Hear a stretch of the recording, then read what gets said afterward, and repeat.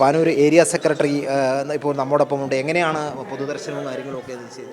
പൊതുദർശനം രാവിലെ 8 മണിക്ക് കോഴിക്കോട് നിന്ന് വിലാപയാത്രയായി തലശ്ശേരിയിൽ വെച്ചതിന് ശേഷം ഉച്ചക്ക് 1:30 മണിയോടുകൂടി രാമവിലാസം ഹയർ സെക്കൻഡറി സ്കൂളിൽ പൊതുദർശനം.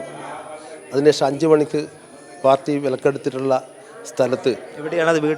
വീടിന് സമീപത്ത് നോർത്ത് മേനപ്പുറം വായനശാലക്ക് തൊട്ടടുത്തുള്ള ഒരു സ്ഥലത്താണ് അത് സംസ്കരിക്കുന്നത്. വീട്ടിന് തൊട്ടടുത്താണ്. ഒരുപാട് ആളുകൾ എത്തിച്ചേരും. അതിനുള്ള ക്രമീകരണങ്ങൾ, എല്ലാ ക്രമീകരണങ്ങളും ഇപ്പോൾ ഏർപ്പാടാക്കിക്കൊണ്ടിരിക്കുകയാണ്. എല്ലാം തീർച്ചയായും പാർട്ടി പുഷ്പന് അന്ത്യവിശ്രമം ഒരുക്കാൻ സ്വന്തമായി സ്ഥലം വാങ്ങിയിട്ടുണ്ട്. മേനപ്പുറത്ത് സ്ഥലം വാങ്ങി ആ സ്ഥലത്തായിരിക്കും പുഷ്പൻ അന്ത്യവിശ്രമം കൊള്ളുക. അവിടെയായിരിക്കും പുഷ്പനെ ചിതയൊരുക്കുന്നത്. അവിടെ ലോക കമ്മ്യൂണിസ്റ്റുകളുടെ ഒരു തീർത്ഥാടന കേന്ദ്രമായി പിന്നീട് മാറുന്ന വിധത്തിലേക്ക് ആ സ്ഥലം മാറും. പുഷ്പൻ്റെ സ്മാരകം അവിടെ ഉയരും. അത്തരത്തിൽ പുഷ്പനെ അന്ത്യവിശ്രമം ഒരുക്കുന്നതിനുള്ള ക്രമീകരണങ്ങളാണ് പാനൂരിലെ പാർട്ടി ഇപ്പോൾ ആലോചിച്ചു കൊണ്ടിരിക്കുന്നത്.